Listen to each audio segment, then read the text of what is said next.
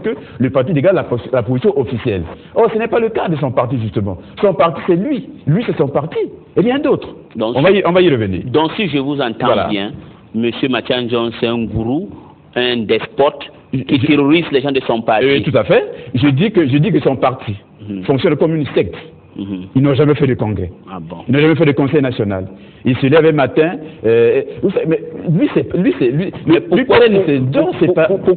pourquoi cette vitriolique? Mais non. Vitriol contre c'est seulement parce qu'il dit. Non, pas du tout.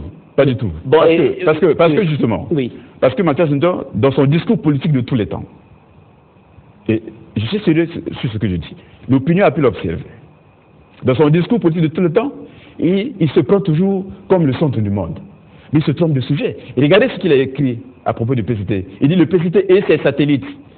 Le PCT n'a pas de satellite autour de lui. Le PCT a des alliés qui sont le MCDD, le RDPS, le MAR. Ce sont des partis qui ont des députés à l'Assemblée nationale. Lui, il est traite de satellites. Et je n'ai jamais compris pourquoi lui, qui aspire à devenir président de ce pays un jour, si Dieu lui donne l'aide. Mais il faut qu'il ait le sens de la mesure. Parce que les Grecs ont dit, en passant, pour comprendre le monde et le maîtriser, pour se comprendre soi-même et se maîtriser soi-même, il faut faire preuve de mesure dans ce qu'on dit. Comment peut-il qualifier un parti comme le MCD de satellite? Le MCD, c'est parmi les premiers partis qui ont été créés dans ce pays. Avec tout le respect, monsieur Jean-Jacques. Oui, non, attendez. Vous ne me répondez pas. Je reclasse les choses. Vous ne me répondez pas. Mais si. La question que je vous ai posée, c'est laquelle? Qui revient, est que monsieur Mathias Njong, je crois que ça vous est sorti de votre gong. Non, pas du tout. Pas du tout. C'est la question est ceci. Oui. Est-ce que la Likwala, la Sangha et le Nyari, c'est une manifestation des ficelles que le PCT tire? Est-ce que lui, en répondant à votre question, je vous réponds justement. Oui. Est-ce que lui, il a le droit, lui, le leader d'un parti, est-ce qu'il a le droit d'empêcher un parti qui n'est pas le sien de réfléchir, de faire réfléchir sa base, d'étudier, de réfléchir sur ce qui se passe, ce qui va se passer dans le pays? Si le parti congolais du travail fait mouvoir sa base, en quoi ça le choque? Si le parti congolais du travail... donc si j'entends bien, c'est la base du PCT qui est en train de tirer les ficelles, ce n'est pas un processus endogène de ce département. Je vous réponds. C'est endogène ou c'est exogène? Je vous réponds. Endogène ou exogène? Je vous réponds justement, oui. Si vous permettez. Oui. Que ce soit le parti, la hiérarchie du parti, qu'il ait commandé à sa base de réfléchir, ou que la base du parti ait réfléchi par elle-même, il n'y a aucun problème. Et je ne m'explique pas que ça gêne M. Mathias Njong. Parce que notre parti est dynamique. Il fonctionne du haut. Il fonctionne à la base. Il fonctionne de la base à la hiérarchie. Il fonctionne de la hiérarchie à la base. Or, le sien n'est pas comme ça. Le PRN, c'est pas ça. Non, c'est pas son sujet. Oui. Donc lui n'a pas à rougir du fait que la base du parti, ou les citoyens du coup, aient commencé à poser une question sur la surface de la République, une question qui se pose encore dans les manteaux. Il n'a pas à rougir de ça. L'important, c'est le contenu qu'on donne au débat que nous devons avoir sur la question de savoir, oui ou non, on peut réviser, ou oui ou non, on peut changer de constitution. Lui, il n'a pas à rougir de ça. Il n'a pas à rougir. Et bien voilà. Il n'a pas à rougir, comme vous le dites. Mais M. Mathias Njong... Je complète. Oui. Et surtout, en rougissant, il qualifie les alliés du PCT de satellite. Je disais ça tout à l'heure. Je prends un parti comme l'MCDD. Il ne peut pas le qualifier de satellite. C'est parmi les plus grands partis qu'il y a dans ce pays. Ce parti est parmi les premiers qui ont été créés par son fondateur Bernard Collapin en son âme. Mais vous respectez... Permettez. Ce parti est allé au deuxième tour de l'élection présidentielle en 92 avec 22%. Derrière, passé le Souba qui avait 35 et Sassou Nguesso qui avait 18. Donc c'est un grand parti. Aujourd'hui, vous êtes en train de faire les yeux doux au MCDDI? Pas du tout. Je réponds à une insulte que nous avons fait au MCDDI. Mais laissez que les gens du MCDDI... Ce sont nos alliés. Ah voilà. Voilà, ce sont nos alliés. Mais lui ne peut pas traiter nos alliés de satellites. Ce ne sont pas des satellites. C'est des partis qui sont représentés à l'Assemblée nationale et lui n'a pas le droit... Il n'a pas le droit à l'injure contre les autres. D'accord. Voilà. Il n'a pas le droit à l'insulte contre les autres. Donc, j'admets, on n'insulte pas. Surtout dans ce cas, lui qui veut devenir président de la République. Voilà, on n'insulte pas. Voilà. Vrai, ce n'est pas bien d'insulter, mais je vais vous poser une autre question. Je trouve que vous défendez les alliés du PCT d'une manière extraordinaire. Non, pourquoi? Pourquoi se fait-il que vous avez un autre allié, le MSD de Blanchard Oba, Oui. Vous ne le défendez pas de la même manière. J'ai pris un exemple. Je vous ai parlé du RDPS qui est député à l'Assemblée nationale. Je vous ai fait du MAR qui est député à l'Assemblée nationale. Comment M. Nzon peut qualifier des partis qui sont représentés à l'Assemblée nationale des satellites? Vous trouvez ça normal? Vous trouvez ça bienveillant? Pour conclure la première partie de notre émission, là, parce qu'après, quand on viendra au deuxième partie de notre émission, nous allons nous focaliser sur la sortie médiatique de Mathias Nzon sur Radio France Internationale et puis sur dans le journal La Semaine Africaine, qui est un journal prestigieux, je crois le plus prestigieux, le plus ancien au Congo-Brazzaville.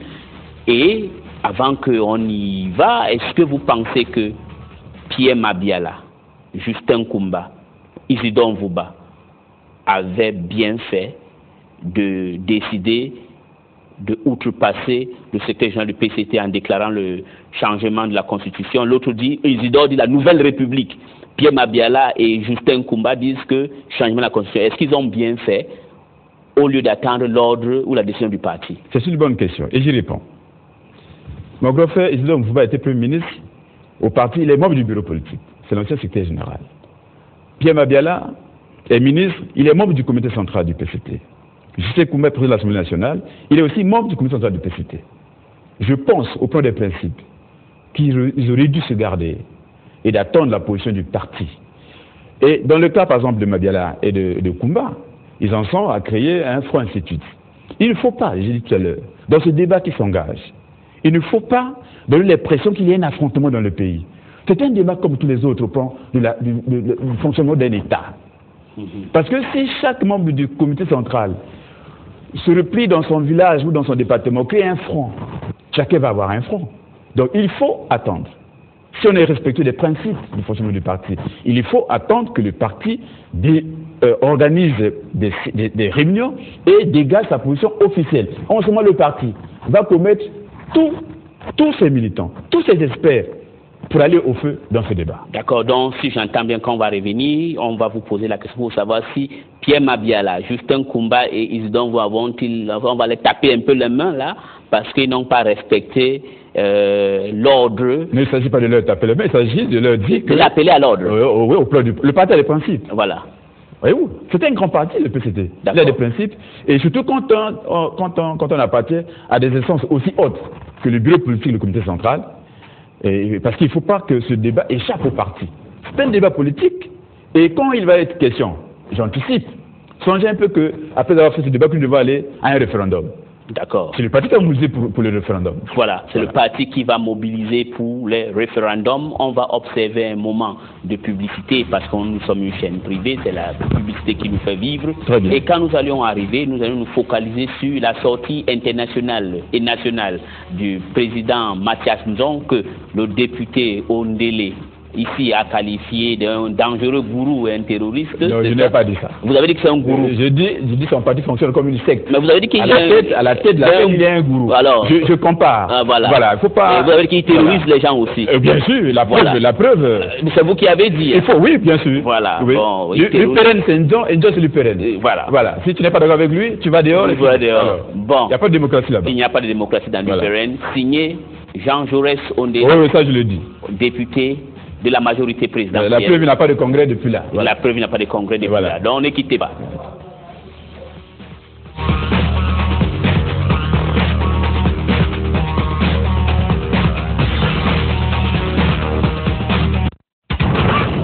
Bienvenue dans le monde Africa. Expliquer son place pour les actifs africains du jour. Aujourd'hui, on part en mission. Vous travaillez dans un ministère, une société ou un organisme de la place. Vous effectuez régulièrement des missions à l'intérieur du pays et dans le reste du monde.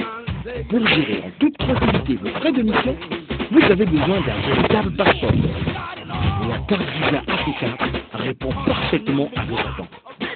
Avec Africa, vous pouvez payer vos réservations de billets d'avion, régler en toute sérénité vos frais d'hôtel, de restauration et vos dépenses courantes directement sur les terminaux de paiement électronique Visa. Africa vous ouvre également les portes de tous les distributeurs automatiques de billets Visa à l'intérieur du Congo et partout dans le monde. 24 heures sur 24, 7 jours sur 7. Décideurs, responsables financiers et comptables. Africa est l'unique solution de gestion efficace des budgets alloués aux missions. Alimentez le cadre de vos collaborateurs qui vont en mission. Et Africa, c'est le reste. N'est-ce pas professionnel? Eh oui! Africa, votre carte Visa prépayée rechargeable avec ou sans compte bancaire, vous attend dans les agences UBA et chez tous les revendeurs agréés.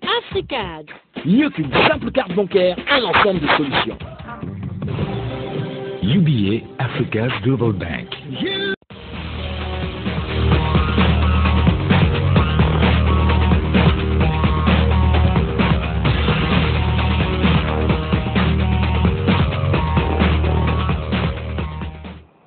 Vous êtes de retour sur MN Télévision, l'émission n'a pas changé, c'est toujours la grande interview. Et notre invité aussi n'a pas changé, c'est toujours l'honorable Jean Jaurès Ondélé, député de la majorité présidentielle. Avant l'interruption publicitaire, il a dit de lui-même, on n'a pas de l'UPRN que c'est Ndjong, et Ndjong c'est l'UPRN. Donc là-bas, c'est un peu la dictature avant l'heure. Et il a aussi dit, c'est là, il n'est pas loin, qu'il est à la tête de l'UPRN comme un gourou, et là-bas, il n'y a pas de contradiction. Vous le maintenez toujours? J'ai dit ceci, je le répète, oui, que l'UPRN fonctionne comme une secte. Vous voyez? Une secte, à la tête, il y a toujours un gourou. Un peu comme à l'époque, la secte Aoun. Au Japon, qui avait mis le gaz s'arrête dans le métro de Tokyo. Vous voyez? Donc, il a tête je compare, c'est-à-dire que l'UPRN, mais comment ce parti est depuis 93-92, ils n'ont pas de congrès. Comment décident-ils sur la vie publique des nationales?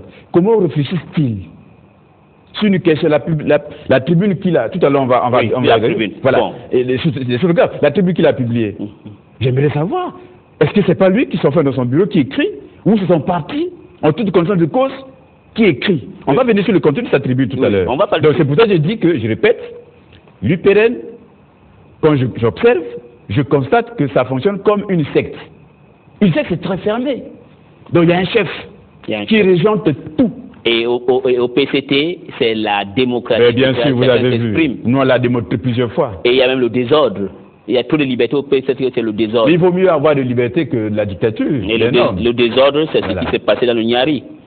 Ça, c'est des questions. C'est un grand désordre, n'est-ce pas? C'est des dérapages qu'on peut connaître tout de suite. Non, dérapage ou désordre? Oui. Bon, après ça, comme vous voulez, ça, c'est des dérapages. Non. Moi, je dis, je vous donne un exemple. Quand votre chef était assis là où vous êtes, quand je lui ai posé la question, il m'a dit, avant de donner une position, je suis prêt de venir faire un débat avec M. Tchati Mabiala, mais il faut qu'on s'asseye et on discute. Tout à fait. Et quand déjà on lui a déjà court-circuité, on a déjà dit, écoute, il y a le débat, la condition va se changer. Ça veut dire que chez vous, c'est le désordre aussi. Ça, bon, appelez ça comme vous voulez. J'ai dit que c'est des gens qui n'ont pas respecté les principes de fonctionnement du parti. Et on doit un peu les taper les mains. Bon, il faut les ramener à l'ordre. En les ramenant à l'ordre, ça veut dire quoi? Vous voulez qu'on leur coupe les carotides? Non, je ne veux pas la carotide, non. Moi, j'ai dit qu'ils ont foulé au pied le respect des principes du parti. Parce que c'est un débat complexe. Et si chacun y va de sa volonté, de son énergie, de son zèle, y compris, bon, on va se retrouver dans une foire d'empoigne. Il ne s'agit pas de ça. Parce que par ailleurs, nous sommes au pouvoir, nous sommes le parti majoritaire de la majorité. Donc les gens qui ont fait les foires d'empoigne, là, c'est Isidore Mvouba, non, j'ai dit, Pierre Ngolo, Justin Koumba. Vous avez l'air de la manipulation. Je ne manipule pas, je pose la question. J'ai dit ceci. D'ici, on ne fait pas attention. Si on laisse aller comme ça, chacun va aller faire son front dans son village, dans son département, dans son district.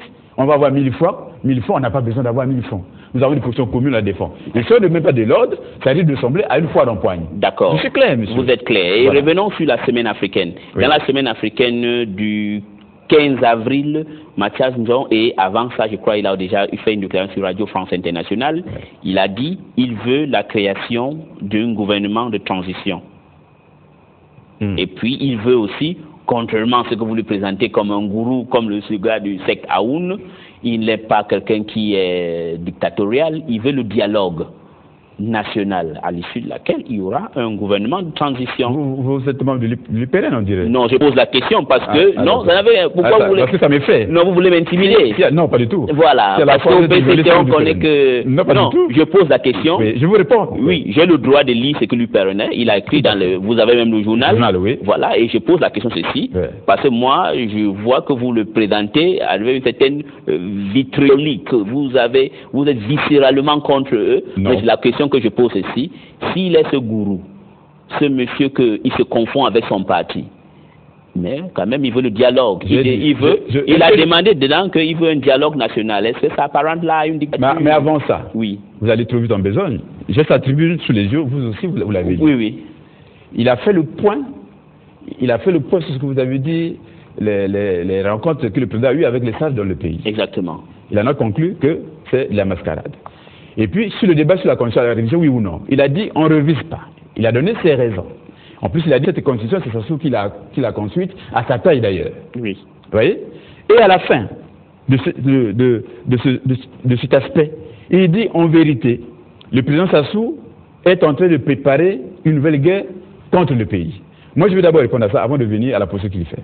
Oui, répondez d'abord. Mais c'est pour ça, justement, on est obligé de rétablir les faits.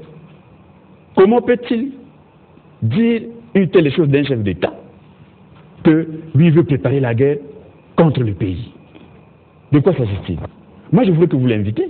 Il viendra. Oui, j'espère que le problème est que j'aimerais que Jean Mathias vienne ici et que vous n'allez nous laisser que Jean Mathias. Quelle est la preuve que lui, il a et qu'il le fonde à dire de façon si abrupte et si sans aucune retenue que Sassou, en vérité, il veut préparer une nouvelle guerre contre le pays.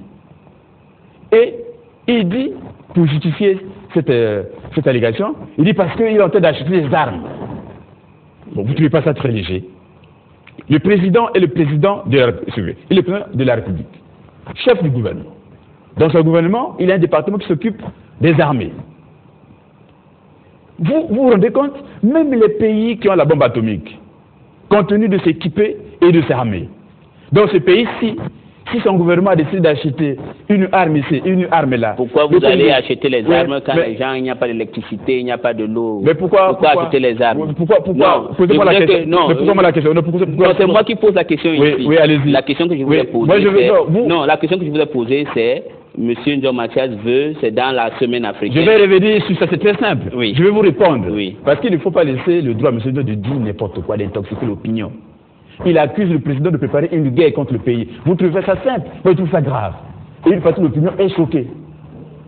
Mais franchement, donc si l'armée, si le gouvernement doit acheter une arme pour son armée, si le gouvernement doit acheter un équipement pour sa police, il faut que Dieu donne l'autorisation, c'est ça?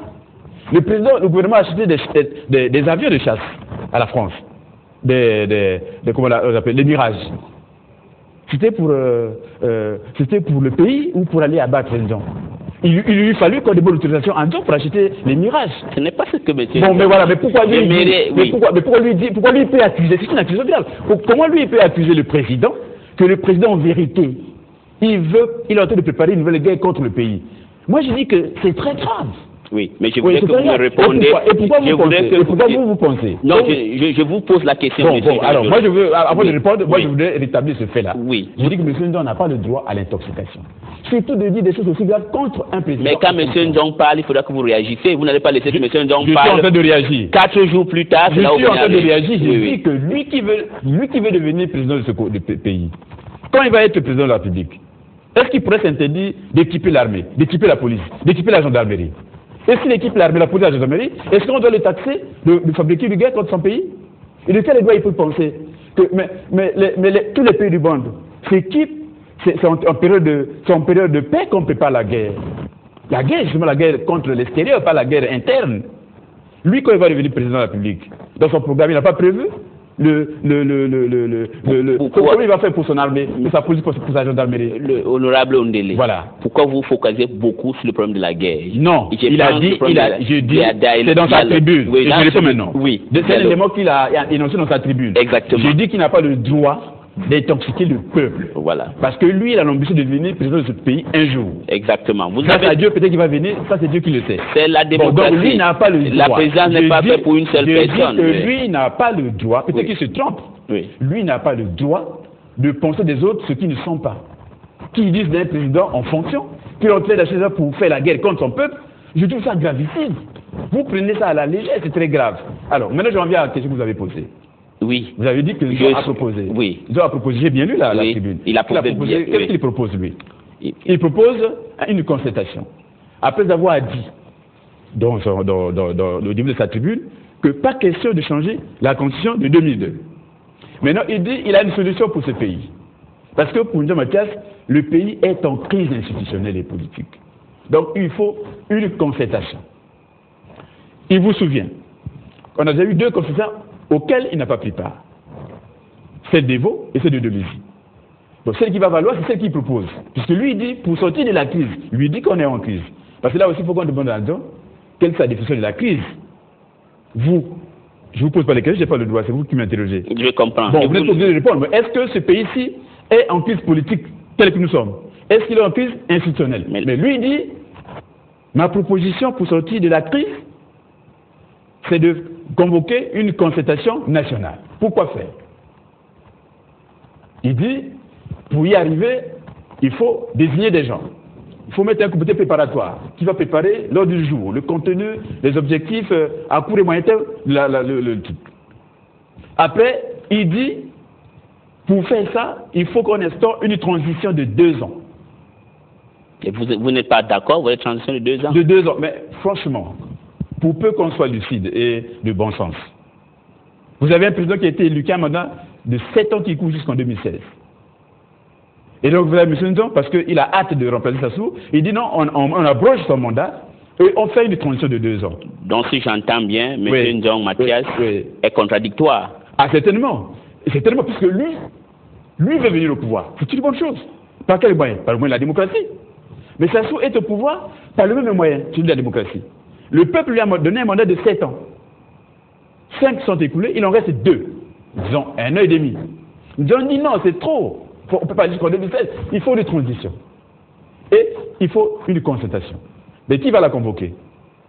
Parce que c'est un ensemble d'incohérences qui développe. C'est une proposition qu'il fait. Oui, mais qui va la convoquer? Parce que lui, il dit